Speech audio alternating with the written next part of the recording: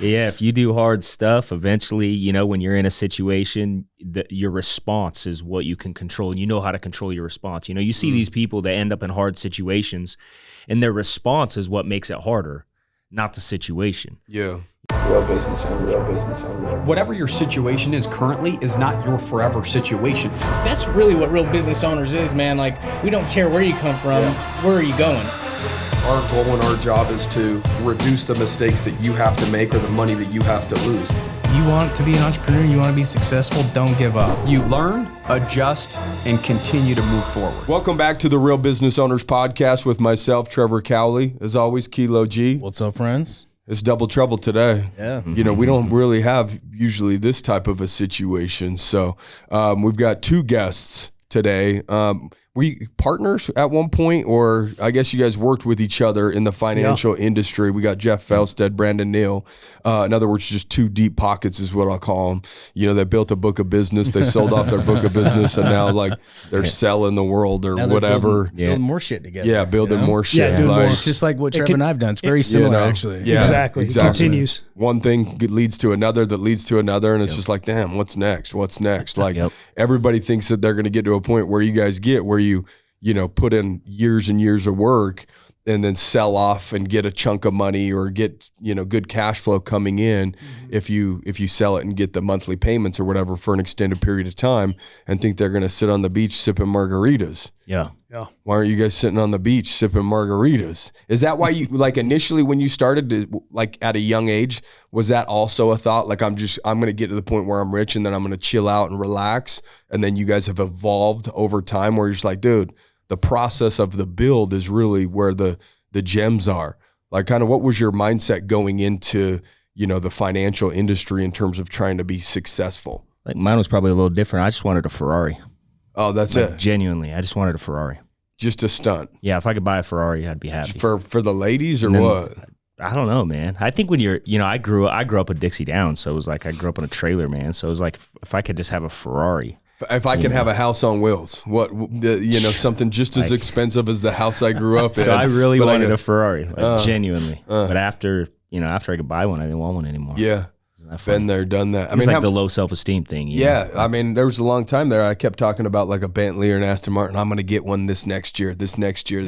And like when you work hard for your money and you really sacrifice and you grind, watching a couple $100,000 go out to, like, it just doesn't feel right, you know? Yeah. And when you can have something, like you said, it doesn't have the same allure as if it's something that's like, like out there, like almost like the carrot dangling, so to speak, right? Yeah, true. And then once the carrot's right there, you're like, I don't even really want to eat the carrot. Yeah, I think you start having some success. Your confidence comes from other things you realize, you know? Internal, rather than like, yo, if I get this is proof that I'm worthy or whatever. Exactly. Yeah. So, I don't know. How about you, Brandon? Yeah. What was your motivation kind of going into getting rich? Man, you know, I mean, when I was younger, I mean, I had a pretty good childhood. My dad worked for the power company. My mom was a stay-at-home mom when I was younger, and then she went to work when I was like in middle school and high school. So we weren't like rich, but we had... Like in Salt Lake is where you grew up? Grew up in Sandy, Utah.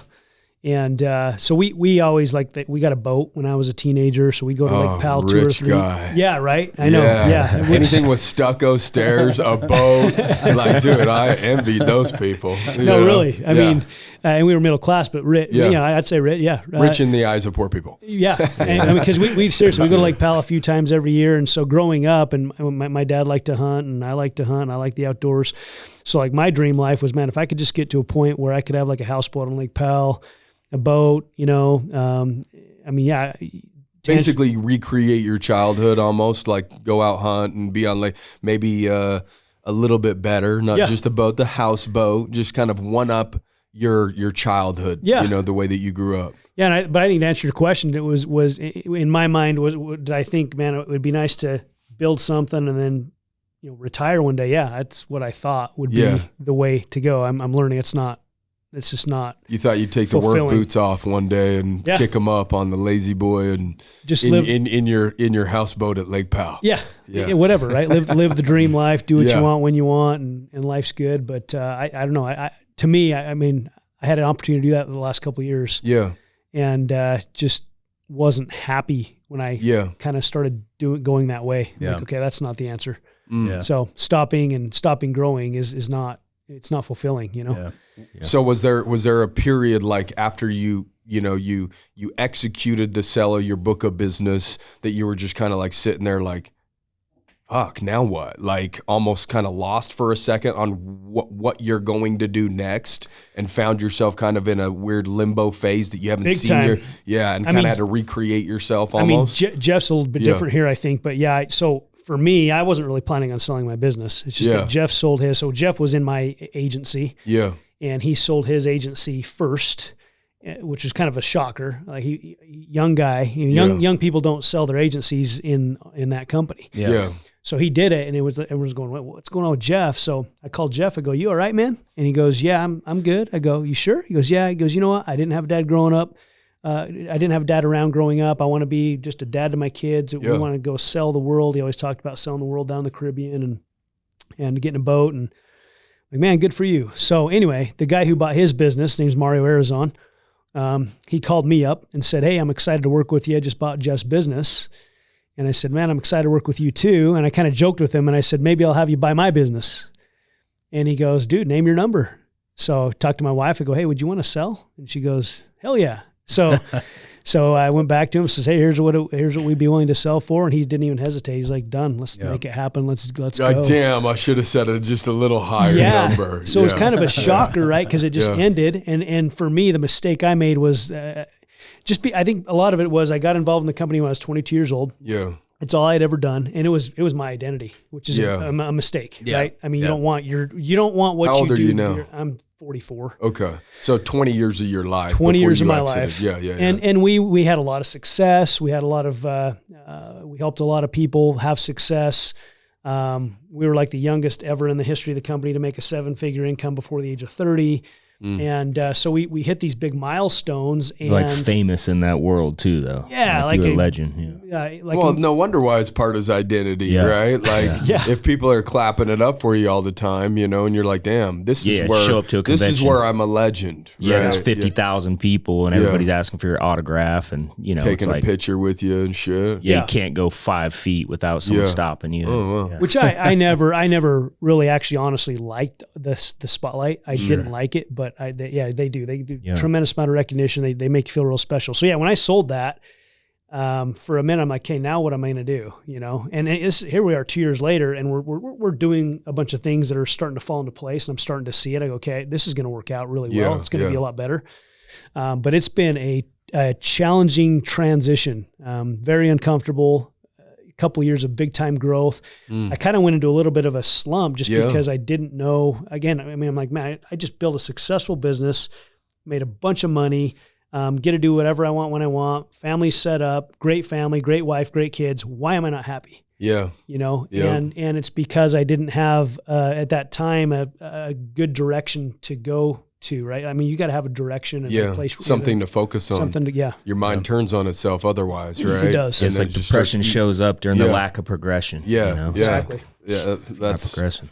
I mean, it's cool that happened for you so that you could like really start turning inward, right? Because it really is. As you're building, you're just like outward, go. But like, there's something special about hitting a low spot so that you have the opportunity to really look inside and say, okay, what do I want to do? I need to create my identity or outside of money or this, that, the other. But at the end of the day, if you don't have anything to focus on and you're not challenging yourself in one way, shape, or form, then, I mean, why does like an Elon Musk still work or a Jeff Bezos still? I mean, they don't have to. Exactly. It's not it gets to a point where it's not necessarily about the money. When you're broke, it's all about the money and, hopefully getting a Ferrari. Yeah. And it becomes more about who you are rather than what you do. Yeah. Right. Yeah. So what are you guys doing right now? Let's kind of update the listeners. You guys are both, rich now, sold your book of business and, went through identity crisis. Or did you go through your identity crisis too? Or were you just like, no, I'm good? Yeah, no, I never felt like that, honestly. No? Yeah. You're like, yo, where's the boat so we can go sailing? Yeah, I did. Yeah, I bought a big boat. Yeah, cool. And my wife got sick. She started having some health challenges. Oh, wow. So it was like, dang. So we came back home And then where were you at in Florida? You were in Florida. Yeah, we're in so Florida. Did you move to Florida and you were hunkering down there, or that was just going there to? Yeah, bought a boat in Florida and then moved there. Was living on the boat, and then my wife started having health challenges. She kind of had a little bit before we left. Yeah, we didn't. It really started getting bad when we got to Florida. So it was like then we met this doctor. We're like, oh, we figured it out. So then we came back home. It's expensive to keep a boat like that. Yeah. So sold it, and then we're just gonna focus on our health. And then in the meantime, I was like, all right, what now? Our plans changed. Yeah. So and how long ago was that? Like the move to Florida, getting the boat, all that. Year and a half ago. Okay. And then you moved back to St. George when? About a year ago. Gotcha. Yeah. And then you guys, is that when you guys kind of started linking up, when you're like, yo, I'm back to St. George now, I need something to do. I'm not selling the world. It was a Sunday morning. I was actually out for a run, and I just was thinking, gosh, Jeff and I both sold our businesses. He's back. Yeah. I wonder what he's really up to, where he's going to head. I mean, we didn't talk a whole lot during that time. He was kind of doing his thing. I was doing my thing. Yeah. And I just called him up that morning and said, hey, what do you think about writing a book or something together, co-authoring a book, and maybe we can help some people with all the stuff we've done. And he goes, well, I've already written a book. I just haven't published it yet. He goes, I'll send it to you. So he did. He sent it to me. Really good. I read it. I go, well, you don't need my help to write a book. This is a good book. And I says, why don't we start a podcast or something? And so that's kind of how things kind of started again with us linking up again after our financial business, because we spent a ton of time early on, especially building that, right? Because he was my office manager for several years. And then we kind of went our separate ways, not separate ways, but just independent. He had his organization. He was running that. I was running, my side of the organization. And so we would do events and stuff together, but we didn't we didn't hang out a bunch for several years. Just we were busy doing our thing, living our lives. So it's been good to kind of reunite, I guess, with the podcast for starters. And then from there, it's turned into, we started a solar company this last year. And then we've got I own a booking agency as well for hunting and fishing adventures all over the world. So we're starting to franchise adventure hubs all over the country this year. We're selling franchises. So we'll open up one here in St. George and maybe do adventure hubs with a butcher shop next to it. Probably going to do for wild game as well as beef and everything else. And what's the name of that? Rolling Bones Outdoors. Okay. Yeah, cool. Yeah. Sounds like identity crisis are a good thing. Yeah. Hear all the shit coming out of it. I'll tell you, man. I'm now doing this and this and this and this, like, Yeah, no, really, because when building our financial business was like, hey, you just do this. You don't get distracted by anything, which some of that's good, right? Yeah, you got to focus. However, there's a lot of different ways we can make money, and I think diversification is also good. You just got to be careful you're not too spread out to where you can't focus. You got to get something done, right? It's one of the joys of when you get into the financial industry when you're young, man. You get to learn some of these things, For sure. Like I had no idea about taxes. Our whole family was actually, cursed by like IRS tax liens and judgments on the home, and levying bank accounts and shit. Like that's what my dad dealt with as a contractor growing up. So then when I got a job selling tax and accounting services, it was like opened up this whole new world. And then you get to go out and kind of help people with their money. But you do learn, like we talked about a little bit earlier. It's like, man, I buy that Ferrari, but it's like, how much money am I leaving on the table by not putting that to work for me? You know what I mean? So you start learning a lot of financial discipline as well, just being kind of exposed to that industry. Yeah. But like we're looking for our exit one day, with the whole accounting side of our business. And I think about that. I'm like, man, what's what after next? that? So you do wonder that. So we do have other things that we're diversified in, and it's a good lesson what you're talking about, because, if we didn't do that with our partners, it would be impossible to really stay focused on certain things while other things are getting built and running as well. People make that mistake all the time. They think I have to diversify, and you do, but you don't need to diversify in things that are going to take your time and own your time from you. Otherwise, you're going to hit that wall. I mean, we started our podcast prior to the exit. Yeah. So at least we can podcast. There you go. So we're like, okay, we don't own business. Okay, I guess we're pod. The weird thing is the last two people that I've had up at my house to do work, like the BMX track that I built or whatever a couple of weeks ago out in the horse pasture. Dude's like, oh, so you're like a podcaster? I'm like, I guess, but like it's there's business before that. Yeah. You know what I Yeah. mean? Like what people identify you as. And it's like, I don't really identify as like a pod. Yeah, we have a podcast. Yeah. But I don't like to be like, yeah, I'm a podcaster. Hi, my name's Trevor. Yeah, I'm I feel a like there's podcaster. too You many know? podcasters out there, right? Yeah, like I think you don't start talking about something until you've done something. This is my opinion. I mean, I guess you can if you want to. A lot of people do, right? But it's admirable that you guys have had success and then you started a podcast, not the other way around. Yeah. Then the guy cutting my trees. Oh, you're a podcaster. I'm like, what? Where's this coming from? Like, does it say something on my shirt or across my It's called forehead? social media. You know, I'm like, I guess I'm a podcaster Yeah. now. Like, that's Exactly. my new identity. So I guess like if I lose my voice or some shit, then I'm gonna have an identity crisis, you know, and then have to figure out how to type, stop the hunt and peck method, you know, that I still use. 'Cause- I do feel like it's more ethical though. Like you guys are forming like your group around your podcast, right? Like people are going to pay and are paying to be a part of like your Network. environment, you know, what you're creating, your community and your tribe or whatever you want to call it. But I see that a lot, man. And since we have our mastermind and our podcast and stuff is like, you know, like there's so many people out there that have built those things just off knowledge that they've acquired through, you know, being around people or reading books, but they haven't actually built anything, you know? And so I feel like it's a lot of people. there's a lot of value when it's like, Yeah. you know, and I failed a lot. Like I wish I would have documented along the way of like, you know, what we actually did, the businesses that we failed in, the ones we succeeded in, what went wrong. I wish I would have documented that stuff to have those lessons. Yeah. It's in there, but it's like how to get it out the right way. But it's like I feel a lot more confident and ethical, like actually trying to like lead people down a certain path when it's like, dude, I've had these failures, I've had these successes, I've built these things, I've exited these things, you know, and so I think it's cool, man. Like you guys are at that point now, and there is a lot of fulfillment in it. You know, I don't know how far along you guys are with that journey, but there's a lot of fulfillment in like, you know, you see yourself in a lot of these people. They come into your community, come into your tribe, and you're like, all right, dude, I can help this guy. You know what I mean? Like just the stuff he's saying is like shit I was doing 10 years ago. Well, I think the biggest issue, and I'm sure you guys could relate to this, is everybody just wants the result way too quick. It's like, dude, you're not even doing anything wrong. You just haven't been doing it long enough.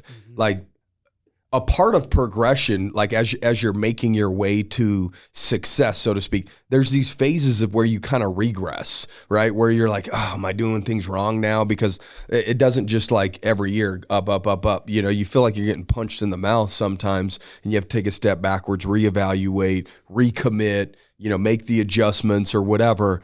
And it's like some of these people that are 2 years in, 3 years in, 4 years in, they just are like, they want to get to the point where they're making 20 grand a month, 30, 40, 50. And it's like, dude, I wish I could have too at year 2 or year 3, but that's just not the process. Like you haven't even put in the time to even expect a result like that is disrespectful to the people that are 10 years in before they make 50 grand a month or whatever it is. Right? Yeah, I mean, I think I agree with that. I mean, fortunately, in my situation, I kind of had that experience. What? I mean, I was going up? making, Yeah. I went from nothing.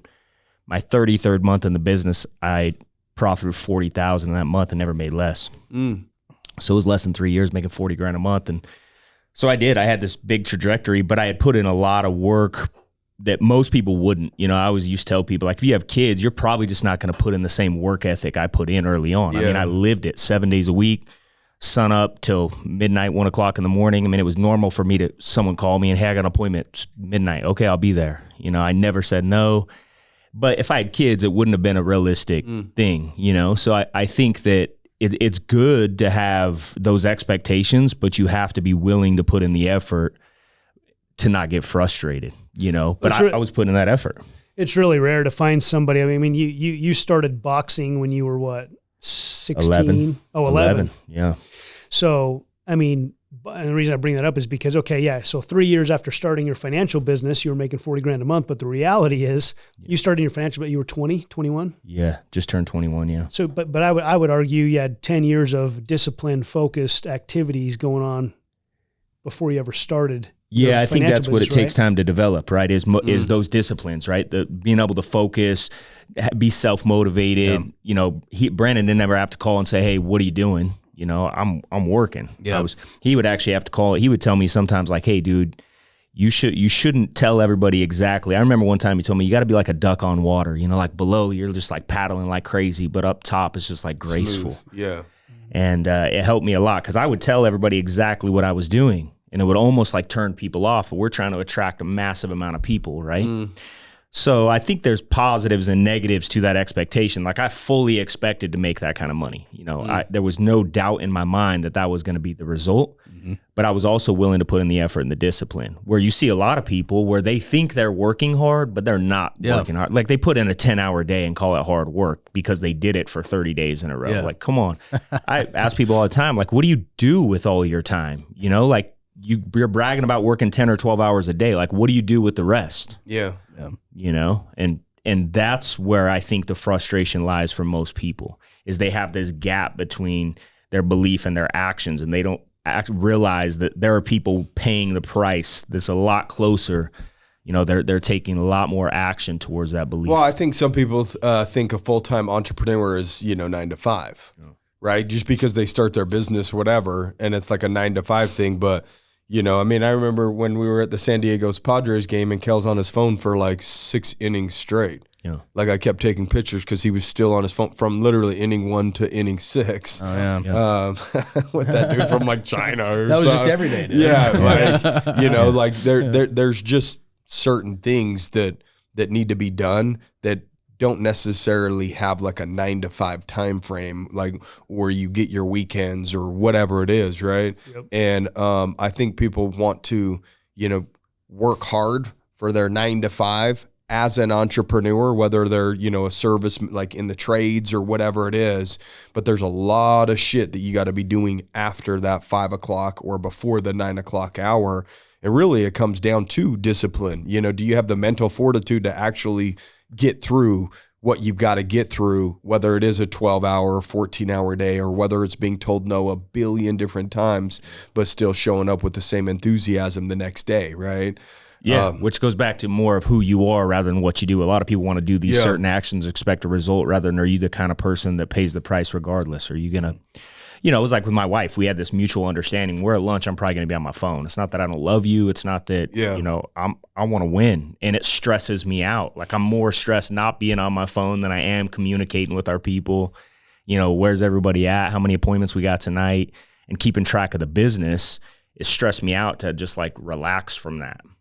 Which wasn't always positive. And I'm not saying that always yield the best result, but it was like we both had this mutual understanding that was like, all right, for a period of time, we're going all in. It's very unbalanced for a long period of time. Yeah, balance is a myth, dude. Yeah. That's a fact. That's such a huge key too. I mean, just having a partner, make sure your wife is on board with where you're headed. And my wife was the same way. We said, okay, Friday night we'll have our date night. But if there's an appointment, she's like, you better go to the appointment. Yeah. So that was pretty cool, right? And because we'd go to a lunch or we do date anytime. And it's not how we live today, but for a period of time, and we had a goal, we had a vision of where we wanted to go, and we're going to spend the next 3 to 5 years of doing whatever it takes together. Mm-hmm. And it created a very close bond between both of us because we were doing it together. I think some people might hear, you were taking phone calls at lunch with your wife. That's how rude that is. But she's like, no, she wanted you to take the calls because she wanted to have a great life too. Yeah, right? dude, we were in the office all day. I mean, we drove to the office together in the morning. I'd pick her up from the office at night. We were at lunch every day. I mean, but the key is you were getting results. You're making money. Oh yeah. If you're doing all that crap and you're not making money, then your wife's going, what are you doing with all this time away from me? Yeah. Who are you talking to, right? But if you're getting results, they get excited about it and they want more of that, right?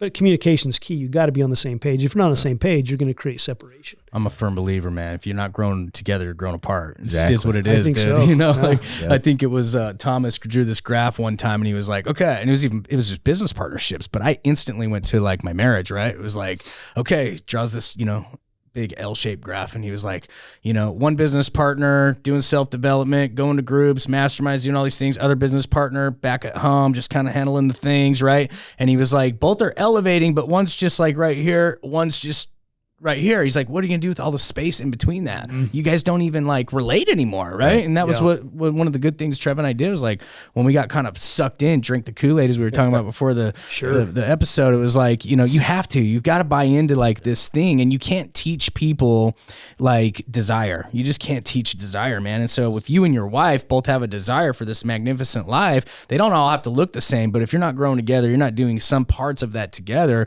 dude, you're creating that gap. You're creating a gap. You're going to be spread apart. And I have this argument with my ex-wife, right? Because when I listen to you talk, you're like an amazing self-starter. It's like you have the desire, you had the dreams, you had the willingness to go get it, which creates this amazing self-starter, right? And it's like, I've got these boys in baseball, and one of them still, the other one's grown, but like he has big dreams on that, and it's cool. I didn't teach him how to have desires and dreams, man. He's had it. Right. Like, but at the same time, his mom's like always like hiring him personal trainers and hiring him all these things. And I'm like, he don't need all that shit. He already knows what to do. He's got to be a great self-starter if he really wants to go get what he wants. Right. There's nothing against having trainers and all that stuff. That stuff helpful. But if he feels like, oh, I've got to go to my trainer to do my workout today, it's like, no, you don't. You get your ass up and go sprint.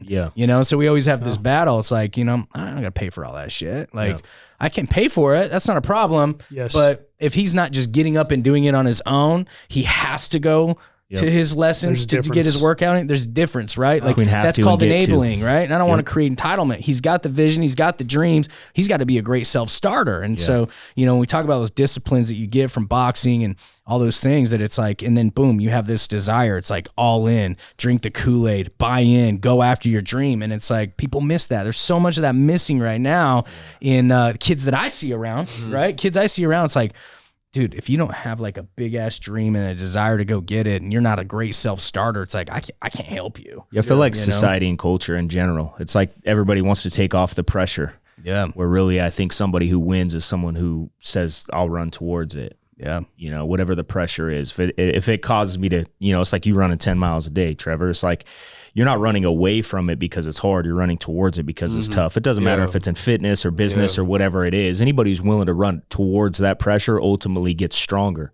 And that's really what it takes, right? Well, that's how you find out who you really are, because there's all the human experience or life in general. We're all going to hit these moments of adversity or pressure or stress or who are you when that happens? And really, those are the defining factors of most people's lives, right? Is when you do get hit or there is adversity. Everybody's going to face it, but that's why 99% of people are average, because when they go up against it or they face that opponent of adversity, they fold because they're not used to putting themselves in situations of controlled adversity, to where when it happens, when it's uncontrolled and you don't have a say in it, at least you have the mental fortitude to make it through, because you've actually put yourself in environments where you created the adversity or you created the pressure. So when it comes out of nowhere, out of left field, so to speak, and life happens, you're prepared, right? It's like Eleanor Roosevelt said, people are like tea bags, put them in hot water and you find out the real flavor. Without a doubt. Without a doubt. I mean,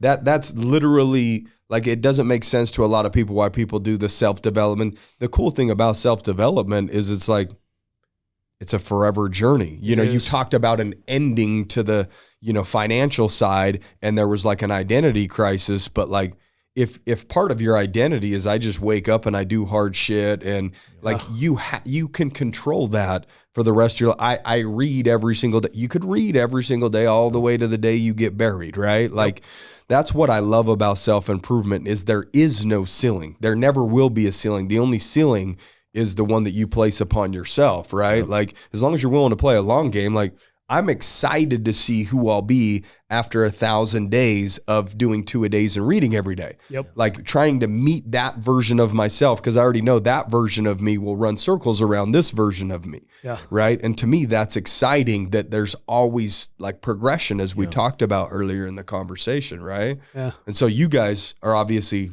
continuing to develop self, and in doing so, by default, businesses happen. That's one thing great about business. It's a self-improvement journey. Yeah. Because if you don't make adjustments, you're going to kind of will create the kick your ass in ceiling. the Yeah, process. yeah, That's just the way exactly. it goes, Yeah. So what are some of the things that you guys do, like, at this point in your life and where you're at, to really, like, stay dialed in mentally?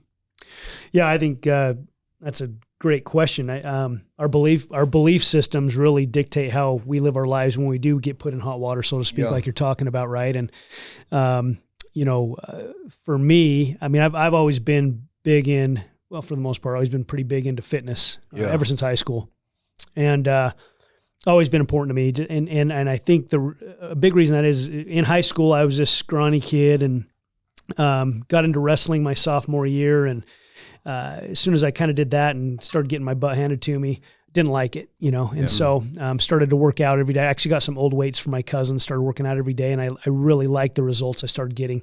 When I first started working out, I go bench, and when you're that scrawny, you can hardly bench the bar type thing, you know. And it was just so humiliating to go in and go, man, I could barely do, I got 10s or 25s on there, right? So then you start getting the 45-pound plates on there, and you're feeling better about yourself. And I just love the results of, the progress, the progression. Yeah, the progression. Yeah. So I think for me, fitness is big. I pretty much work out every day. I'll run every day. I'll go to the gym every day. I don't miss. That's been a big thing. And people always ask me, what are you training for? And I've trained for things, whether it be marathons or Ironmans or whatever in the past, but it's just life, there's something about when you're willing to do uncomfortable things. Just been doing ice baths. I've been doing more of that kind of stuff too. Cold showers, the more you do those uncomfortable things, and it helps you when you get in uncomfortable things in life. You go, man, I got this. I don't know how to do it, but I got it. I'll be all right. And you become comfortable being uncomfortable. So fitness is one big thing. I think diet's another big thing. Diet is probably even more important than fitness, I would say. It affects your mind. It affects how our bodies function. So I try to eat pretty good, Lots of meat. Lots of meat. That you kill yourself. Yeah. Elk, deer. Yep, absolutely. Yeah. The natural shit. Yeah, diet's big. And then reading all the time, self-improving all the time, being around guys like you, that have done something, the energy you bring, just all those types of things. When you get out into the real world, that sense of belief and I guess that confidence. Expectations. Yeah. You get what you expect out of life, right? Yeah. And so there's no faking that. You can't fake. If you're going to go to some type of a competition, physical competition, whether it's a marathon or something like that. You can't fake 26.1, you can't fake it, right? If you get across the finish line, I guess you can get some Heelys or some shit, but that would be a bitch running with those things on until you put the wheels on anyways. I love showing up to something like that or something, an event, knowing I'm prepared. Yeah. Like the Super Bowl yesterday, right? Yeah. That was a good game. I thought it was awesome, but both those teams came in and both of them felt 100% prepared. Believe they were going to win. Yeah. Went for it. And, at that level, I remember watching as a little kid going, man, they got to be so nervous. And I'm sure they're a little nervous. Yeah. But I would also imagine they're so prepared. They're almost not that. They probably have a healthy amount of nerves going on. Yeah, they're in the zone. Yeah. Mm-hmm. And so, I always ask myself, when I get into a position where I am super nervous, I go, man, I've got more preparation to do. Because when I get into those situations, I want to be more excited than I am nervous, if that makes sense, So all these things you do when nobody's watching are all the things that you can't fake, and we'll be exposed. I always say everything you do in private will eventually come out in public. Yeah. Always. Yeah. So that's what I would say to that. Yeah. I agree.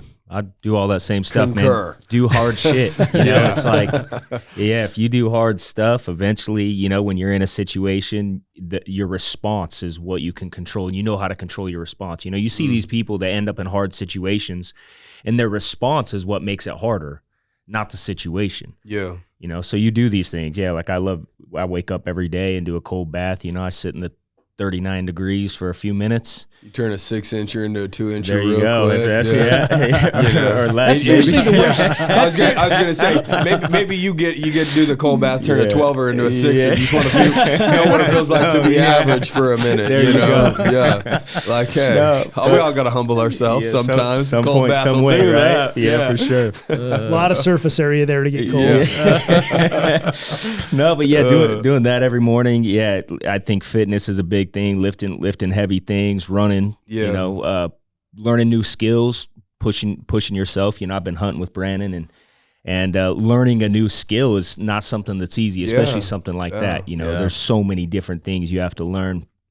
I think being willing to face new challenges and then improve and get better is really the key to success in anything. Well, I think that's part of like the fun, right? Like I bought a bow. I don't bow hunt or nothing, but like you're going to start shitty. The cool thing about it is when you start shitty, there's only one way to go. Exactly. You know, like Well, you're only going to get practice better. happens. Yeah, exactly. Well, shit, you just Otherwise stay you stay shitty, you know, shitty. like, but yeah, you pull it back 1 or 2 times a week, you know, it's going to get closer and closer. But, you know, if anything, that's probably one of the most exciting times is when you're beginning something, is because you could take chunks in terms of actual progression. When you get up to a certain point and it's harder to take chunks. Yeah. It's more like any little inch you're trying to move the needle and you can't even see the needle move. You just have to trust that it's moving because you're actually showing up and doing the things that you know will move the needle over an extended period of time. Yep. But like you shoot a bow every day for a month, you're going to see a noticeable difference in the progress that you're making. Big Or time. like at the gym, when somebody wants to start losing weight, like the first month they can shed weight quick, but then their body kind of is like, oh, I see what you're doing. And then they hit a wall and then they don't want to show up anymore because the weight's not falling off like it was when they first shocked their body, right? Yep. And so I think initially starting something new or different, hunting, whatever it is, it could be golf, it could be it could be A new business. it could be whatever, right? Like every single day that you show up, every single week, you can see noticeable differences where you're actually making progress. But 10 years in, 20 years in, you're like, hey, now, how do I get an edge now? Yeah. Because you've tried so many different things, and it's just like, okay, now you just know you've got to do X, X, X, and X in order to see results over more an extended period of time, right? Yeah, I also think that someone's got to be willing to suck. You know, a lot of people have these egos that it's like, you know, I respect somebody who sucks and continues to put in the effort to get better. Yeah. Rather than somebody who's not good at something and then they just keep like Shy away from it or yeah, whatever. like confront it, like just get better, Yeah. right? Yeah. And so I think that's another thing. You know, you'll see people that want to lose a lot of weight, they'll go to the gym and it hurts, but they see quite a bit of progress up front and they stop seeing it. It's like people that don't have success, they want the edge that you need, that you've already been doing something for a long time. They want that to help them now versus confronting the pain, right? It's like, it doesn't matter. I think fitness is the best example. You know, you start working out, you haven't worked out for a long time, it hurts. Yeah. You know, it's like, and then eventually after you do it for a while, it's like you crave the pain. If you stop having that pain, you start going, all right, what can I do to start getting that pain back? I got to get sore again. Yeah, like being sore ends up being like, okay, I did something. Yep. And then if you're not sore, you're just like, dude, I'm a little too loose. Yeah, Like, what's wrong? It's Hours at the gym actually don't do the it new no more. normal. Yeah. Yeah. What was that? Hour the gym don't do no more. You're Yeah. like, Yeah. you're getting sore, so then you gotta go to 2 hours. You know, Yeah, exactly. But I do Mix it up. see, I do see all these entrepreneurs, man, that they get good at shit and then they burn their whole lives down, right? And it's like, you know, you get to a point like, you know, say financially, let's just use that for example. You know, you're like set your intentions and you zero in on just making 100,000 a month, right? Like maybe that's your intention. And as you get there, it's like, it's easy now, right? Because you've done all this stuff, man. You're grinding and you're getting better. And then you just get so good. It's like going from 100 to 200,000 a month is not that hard. And then 300,000 and it's not more fulfilling, right? And so then you just burn your lives down because you miss that exact thing that we're talking about. You miss it. You're like, oh my gosh, man, like maybe I just need to go back to zero so that I can feel that sense of fulfillment of what it's like to actually like have that passion and everything for this, like this goal that I've zeroed in on. And it kind of goes back to what you talked about earlier, man. It's like, you know, you got to be willing to update your identity a little bit because when you got so good at your building your book of business, you know, it just didn't matter if it was 100,000 a month or 500,000 a month. It didn't matter if you bought shit. It didn't matter because that fulfillment was gone. And so these CEOs, these entrepreneurs, man, they just burn their lives down. And so, you know, it's got to be it's got to be like, you got to know wherever you're at, if you're a listener, right? You got to know wherever you're at. Like, it's not that fulfilling when you get there. And so you've got to be willing to update your identity. So I think it's really cool what you guys are doing now. Like, okay, cool. What else can we build that isn't just about making a shit ton of money or how many people can we help or, you know, whatever it is. And so, I do want to know a little bit more about what you guys are building too. Like, Yeah, I with think solid, it's you cool mean? you're building the solar, but it sounds like you guys are kind of building a community as well. With Because you the asked us to podcast. come talk about some tax stuff too to your group that's coming up. Yeah. That's coming up. So I want to hear a little bit about that. Yeah. I mean, one of the things that so the name of our podcast is Solid, and the whole premise behind it is, looking at the world now, just we need more solid men and women and kids. In other words, right behind that, standards, values. Exactly. Yeah, I think Kel just said it. You see so many people blow up their Yeah. lives en route to this financial, and we see a lot of guys made a lot of money and blew up their lives in process. Yeah. And so, fortunately, I think we didn't do that. You know. Yeah. And, So we've been trying to be very calculated with who we bring into that, and we want people to have their lives. Not that, I mean, I think we all have messed up lives in somewhere, right? Yeah. None of us are perfect. We Right. that's not what I mean, but we're trying to find people who have good solid lives, good marriages, good relationships with their kids, maybe been through some stuff, overcome it, can teach others how to overcome it. And just, what do they do on a daily basis? What do they do? Everyone who's maybe had big financial success to those who maybe they've struggled financially, but they've got a great family life, and they're happy and they've got joy, and so. I mean, I think we all want happiness and fulfillment is what we really want, right? And sometimes we go, like, we're all entrepreneurs here, so we might have a tendency to kind of go, I got to make a lot of money to be happy. We might just gravitate towards that, which I think is nothing wrong with that. Yeah. But there's people that I mean, they're broke as a joke, but they're happy. They really are happy, right? So what is that? It's more than the outside stuff. We're trying to, like solid from the inside out type mentality.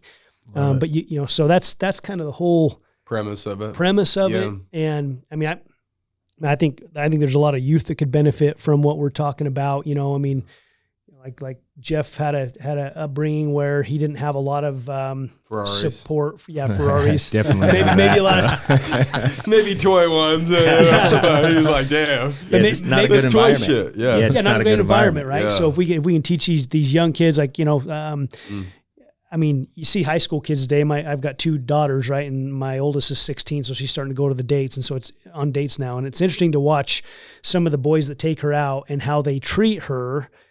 And I'm like, is that really how boys are treating you and other girls? Like, to me, it's not good. It's not respectful. It's, for the most part. I mean, there are some. And so, I'd like to find some of those young men that are treating young women the right way and doing things the right way, and have them on our podcast and say, ask them, what are you guys doing? How do you live? How do you overcome the challenges of peer pressure and worried about what everybody thinks about you? And what are your parents like? Where did you learn these principles? Because I want to get into their heads too, and go, because there's a few of those young men. There's a lot of good, strong youth out there. Yeah. Right. But there's a lot that needs some guidance and help. And we were all there. We all did dumb stuff. Totally. I was a young boy one time and did dumb things and probably didn't treat people the right way. So anything we can do to help people be better. Yeah. Just try to shine the light on character traits and core values of people that have built great lives, for whatever that thing, some people, that's all they think about is making a lot of money, and that's awesome. I think everybody should, right? I think if you can have a great family, you can make a lot of money. If you can be, if you can be physically fit, you can also make a lot of money and have a great family. I've always said, I think if you can have it all, you should have it all, And so, our really solid is just designed around what are these character traits, these core values that people have, beliefs, and then the actions they take in order to create these incredible lives, because it is very common for us to, we put these people up on pedestals and we think, oh my gosh, and then you get to know them and you realize, like, oh my gosh, they blew up their life en route to this goal. Yeah. And they didn't have to. That wasn't, and again, they can learn from those mistakes. But I think, like for me, I grew up in this, not a good environment. My mom had been divorced multiple times, and so I got recruited into financial services where there was all these incredible examples, and these people were all on stage and they were highlighted. And so for me, they became my heroes. So because they became my heroes, I want a marriage like this person's. I want a financial life like theirs. I want a spiritual life like theirs. And then I just started seeking out mentorship from these people, and went from, living in not a great environment to building an incredible life, have a great marriage, great kids, made a lot of money, did all these great things. And when it wasn't because of me, it was because of the environment and the other people around that were highlighted in my life that I looked up to. Yeah. So, and we were in this special environment where it was commonplace, right? It was very common. The only people that were on stage were like that, you know, where you get into the real world and it's not the truth. Yeah. You know, it's hard to tell who's telling the truth and who's not, what's real and what's not. So we just thought, man, what if we could take all these incredible values and character traits and all these things we learned, and what if we could actually put great people on a pedestal and help influence people's lives, that they can know, like, this is really what you want, you know? That you can make a lot of money and have a great marriage. You can make a lot of money and be a great parent. You can, you know, and then there are also some people who have incredible family lives, incredible spiritual lives, and maybe they don't even care about making money, but that doesn't mean we can't learn from these different values in their lives and put those people up on a pedestal and then make them feel special. And a lot of times you put them on a pedestal, they feel special. If they have good values, they tend to go do more of that, right? Yeah. So, yeah. Well, you talked about, you know, money, happy, you know, hey, it's not, you know, that's not where, you got to kind of put all the pieces together, right? Like, you know, you got to be good with yourself really at the end of the day, right? And money's not going to fill that hole. You know, I guess it could buy you the distraction so you don't have to look at the hole. I don't know, man. I genuinely think that, you know, people say money doesn't buy happiness and all those things. I don't know. I kind of think that if you've made a lot of money, if you have good values, then you're going to seek out things that do make you happier. Yeah. Right. And I know for my example, like having money and being able to do things that brought me happiness, I couldn't have done a lot of those things without money. And my identity was never in, like, I didn't have an identity like, this is who I am in financial services. You know, my identity has always been in Christ. I know who I am. I know God made me, and I'm fine with that. I don't really care what anybody else thinks. But I do think that making money is an important part of the puzzle. And I think it is too. But I don't think. I think if everybody's like we talked about, blazing, you know, ruining everything in their path on the way to making money. You know, there's people that literally disregard everything and it's just one dimensional and all they want to do is make money. Yep. Right. That's because there's other things that are going wrong and they feel like that money's going to validate them. But I watched something this morning about an individual. They went, I don't even know what tribe it was, or if it was in Africa or whatever. Right. And he goes, yo, I went there, and he's like, dude, the first week, like me, you know, going through withdrawals of not having my phone, this, that, the other. But he's like, after a week, bro, like I was more happy than I had been in a long time. And he started talking to these people in his tribes, and they said, hey, would you want to go to like America? And they kind of laughed and said, why would I want to do that? Isn't that the place where like there's some people that like jump off buildings and shit? Yeah. Yeah. Like they thought that was such a foreign concept that a human being would take their own life. Yeah. Like they don't do that there. And so he said, bro, like the minute we woke up, we went out and we hunted all day while the women were gathering their berries, this, that, the other. We brought it back, and every single night it's a huge celebration because they celebrate a meal. Yep. Like it's a big, big deal. And that's like, it's just the simple things that are being celebrated. And it's just like the fact that everybody thinks that they, you know, at a young age, they might need a Ferrari or whatever to be happy, or self-validation. That doesn't happen over there. Yeah. You know what I mean? They just want a sharper spear. Yeah. You know what I mean? Be able to throw it further to kill the animal or whatever it is. Yeah. It's just very, very basic. But he said every single one of those people were completely like just a beam of light, super happy with just literally shelter, food, and they would celebrate just a meal together and dance around the fire. They had their family, because they had their family, you think their a lot friends, of that and has community, to do with right? being present in the moment. That's exactly. Yeah. And there's so many different distractions that pull us away from what we currently do have, making us think about, you know, oh, I need this, and this, putting the wrong people on the pedestal or whatever it is, right? And so money definitely will bring you more options, and options are obviously a wonderful thing, especially if you got, you know, wife and kids, and, you know, like money removes the worry of money. And that's literally like 90% of people's problems on the planet is their stress month to month over paying their bills or living paycheck to paycheck. And like removing that one equation can allow you to focus on being more present and, you know. Yeah, I also think, you know, going to that same point, I think money magnifies somebody. So if you are that kind of person that naturally stresses a lot, so you get a lot of money, you're just going to stress over that money. Yeah. Right. So yeah, just learning, I think, to be present and in that moment and what really makes you happy. I think is a crucial thing. But that comes back to a self-identity crisis where you've got to really dig deep down inside and figure out, like, who are you? What kind of person are you? Not how does everybody else see you, or what do you do? All these things, all these outside things that factors, the world puts on us, right? Yeah. What neighborhood do we grow up in? How do people see us? If you can get rid of all those and just become the person that you want to become, and then you live by those core values, you find happiness, and then you attract the right kind of people into your life that are also attracted to those values. Yeah. You know, and then you're naturally going to be happy, having money or not, you know. Yeah.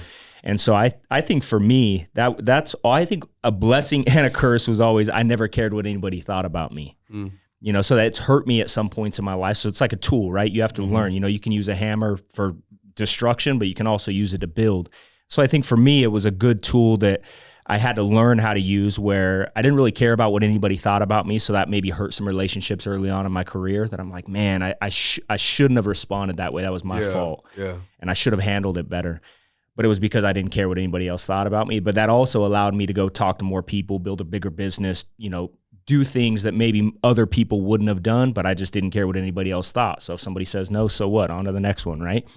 So, but learning how to control those things, I think, is a good tool, you know, over your life. If you can learn how to control these traits that God gave us, you know, we all have different character traits, and that you look at someone, you go, how do they have so much talent? Like they're just really good at that thing.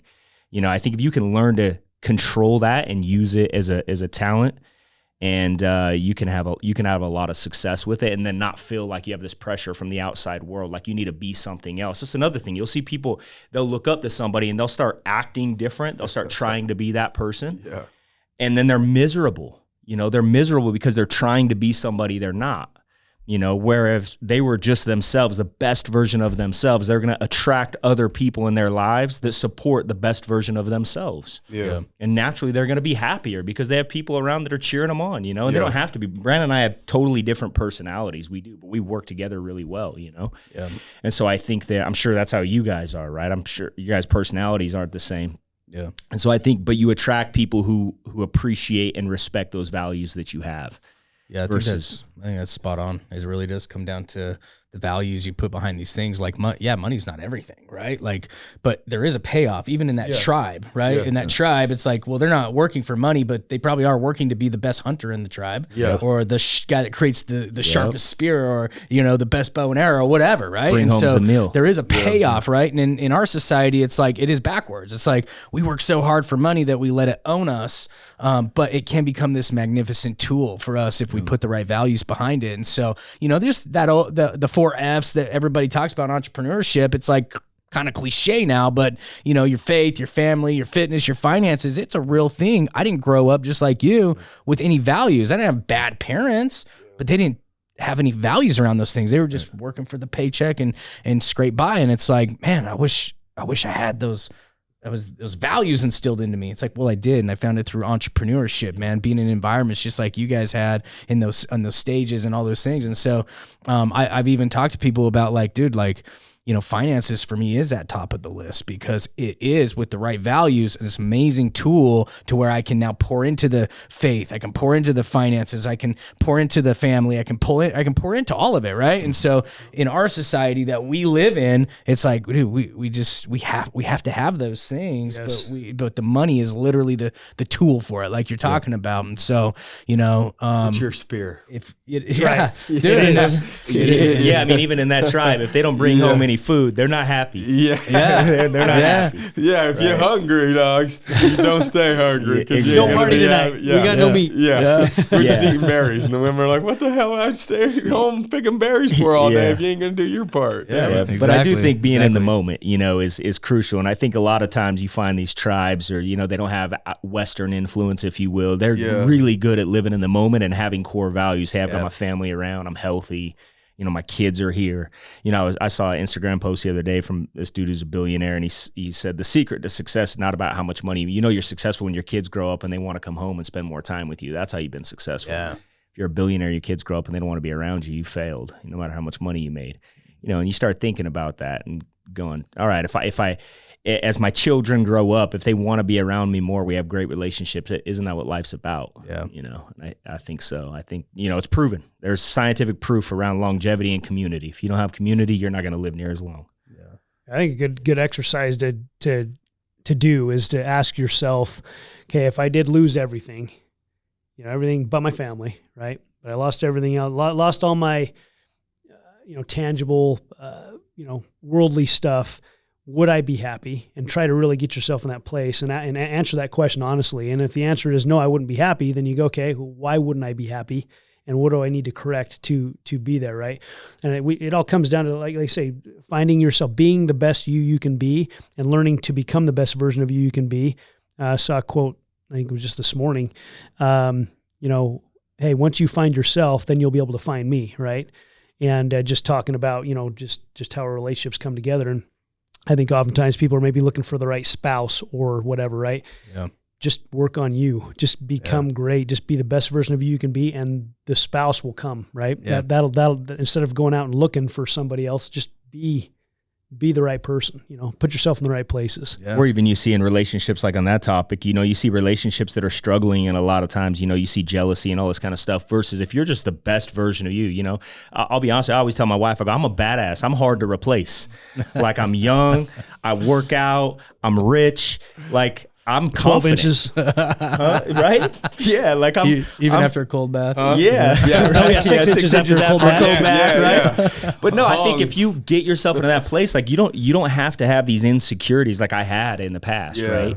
And so I've just learned that I really think that is the secret to winning in life. Yeah. It's just, again, you can't fake that, right? can't.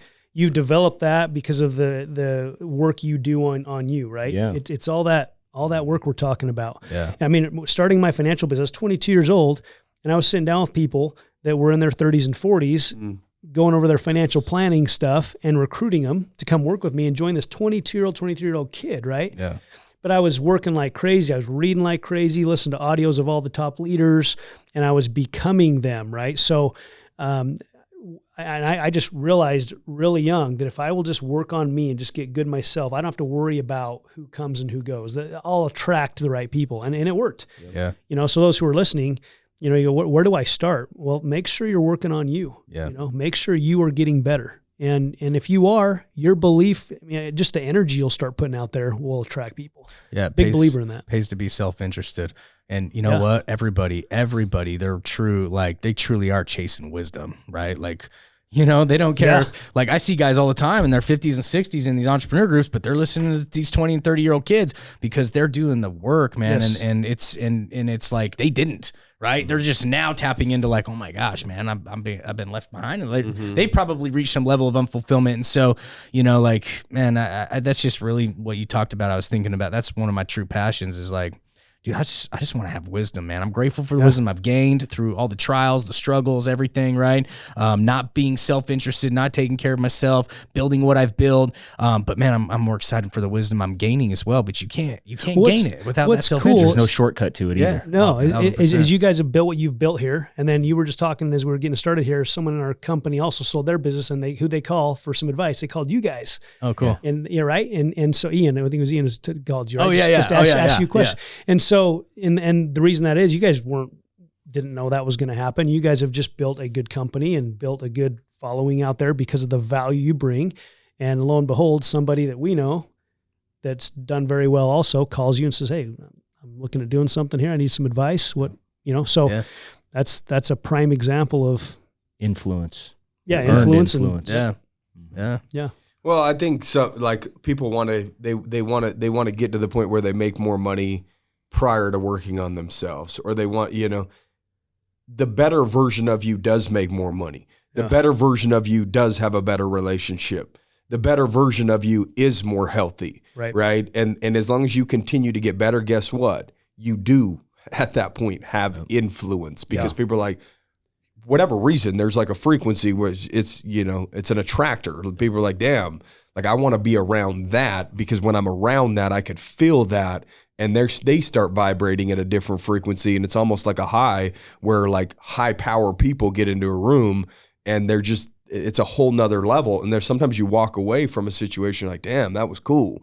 You know, and you can't really put your finger on it. It was just everybody was vibrating at a high frequency because they're all individuals that started with working on themselves, right? And then everything from there, you are the individual that will dictate how your life turns out. So that's a great place to start.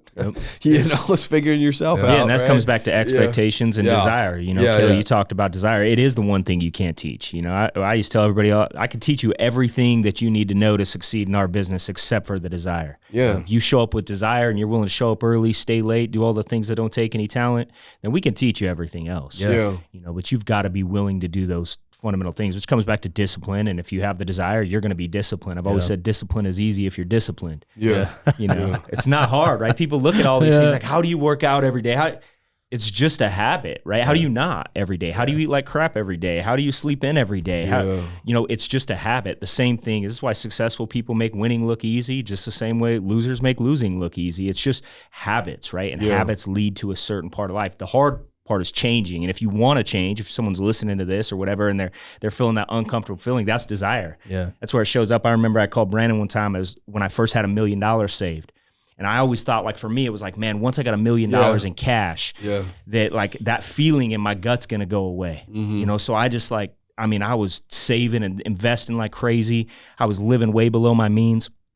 And I remember I get 7 figures in one account, and I called Brandon. I'm like, Brandon, dude, I still feel the same way. Like, what's going on? And he goes, dude, why are you calling me? He goes, call me when that feeling goes away, right? If you don't have that feeling, then you're done. But right now you got that feeling. That's what's driving you. And I realized that feeling that I always thought was negative, this was desire or ambition. It was like this. It was this positive, and I learned to love and embrace that feeling rather than try to squash it and get rid of it. You know? And I think a lot of people do. They're miserable because their lives suck, but they don't realize that's really ambition telling you, all right, enough's enough. It's time to change. And when they start seeking progress, they're going to start finding happiness. They're going to start finding fulfillment. Yeah, I like that. Yeah, I took a picture of it because I wanted the same thing. 7 figures in the bank. And I took a picture and I was like, okay, well, that's over. You know what I mean? Like, let's just buy a house then, nothing you know, changes, or something. right? I'm like, you know, like it's just another day, dude. You know what I mean? Because tomorrow I'm going to wake up, I'm going to get up early and I'm going to exercise, you know, like my daily habits didn't change after that, right? Yeah, when all said and done and they're patting you in the face with a shovel, man, it's just like your tombstone never going to say your net worth. You know, but they are going to read it. Dude, that's a good idea, though. I'm going to make that a part of my will. But yo, I'm telling you, how much are they worth, dude? But like with inflation, think about it. You'd be embarrassed if you saw some of these dudes 200 years old. Yeah, 200. Like, man, this guy was only worth $5 million. Poor fucker. You know, like how did he survive? You might be embarrassed for that, right? But it will say what kind of man you were, and I think ultimately a great man ends up creating a lot of wealth and a lot of other great things for their community. So, you know, if you become this person like you're talking about, you're going to get everything you wanted. You know, it might take time and your journey might be longer. You might have other skill set. Like Brandon was saying, I had this discipline built into me from a great man training me in boxing for a lot of years. And I just put that discipline into business and needed a mentor and someone to teach me those skills. But a lot of people are trying to take a shortcut, and there is no shortcut. You got to put in the work, and it might be somebody starting at 60 years old. To me, that's awesome. I respect somebody who's 60, right? Yeah, and the willingness to like have enough humility to go and like learn from someone much younger than them because they've just gotten started on themselves and gaining that wisdom sooner. Yeah, it takes a whole lot of humility, to be able to do that, get rid of their ego. So, yeah, man, I think that's an exciting part of life is when someone says, "Okay, enough's enough." Yeah, dude. Yeah, I had a lot of cool nuggets from you guys today. Yeah, likewise, dude. Yeah. I mean, the overall message feels like it's it's go time. It's go time to go on you. You know what I mean? Yeah. You know, it's like, dude, get after it. Get after going. There's no better time in history to have, you know, values and principles, and really have those values and principles start with you as an individual and say, this is who I want to become. What do I have to do on a day-to-day basis to become this type of an individual? Because like everybody else is distracted. If distractions are at an all-time high, as long as you could, you know, stay disciplined and focused, like 3 years, 5 years, 10, like you're going to blow past a lot of people. It might not happen in 1 year, 2 year, 3 years. Maybe in your 3 years, you put a body of work that was 8 years worth of work, right? In terms of the amount of hours or whatever it is, because that is very, very uncommon, you know, and I don't want somebody to be a year 3 and say, well, I'm doing something wrong because I'm not making 40 grand a month. If they own a service business, that might not be as real. Everybody just needs to run their own race, as we've been saying probably the last few podcasts, right? Like, just make sure that your head is down and you're doing what you know that you need to do to really move the needle for you, your family, your business, you know, as a whole, right? If people want to connect with you, you know more about, you know, what you guys are doing with Solid, or, you know, obviously we stated the podcast that these guys have it's just called Solid, right? And you can probably find it on, you know, any of the podcast platforms. But if they wanted to connect with you guys, you know, directly, do you guys have a way to do that, or? Yeah, I could just Instagram's fine, direct message, The Real B Neal, or Mr. Fieldstad. Yeah. Or you can email them at superdeeppockets we're working on that part at still. gmail.com. At gmail.com. We got a ways to go. Yeah, no, just kidding. Don't email that email. How do you spell Neil? Is it N-E-I-L? N-E-I-L. Okay. Yeah, I mean, we'll put all that in the show notes. Make sure you grab all that just so that, you can put it in the show notes. If you want to listen to these guys on Solid, just Spotify, Apple, all that, just type in Solid. Yeah, you the guys Solid got that podcast. name? The Solid podcast? Yep. All right, cool. Yep, that works. Yeah, and you guys will be with us later this week too, so you'll be coming up here. So we're excited to have you. Yeah, on we'll ours share too. all the behind the scenes secrets of me and Kel. It's Yeah, easier to do we that can't on wait. somebody else's podcast. Yeah, No, you I'm can just tell everything. I think we've already told everything over 4 years. You know, we're pretty open about everything. Yeah, it's awesome. Anywho, dude, we appreciate you guys coming on for real. It was a fun episode for sure. It's always good to get in a room with like-minded people that just kind of get it, right? So, and you guys are those dudes. So definitely take my hat off to you for what you guys have accomplished and what you guys are currently doing. So, guys, as usual, get your phones out and rate and review some shit. You know, do something with your next 2 or 3 minutes. Serve some bros, you know. Until next week, guys, keep kicking ass. Take care. Peace.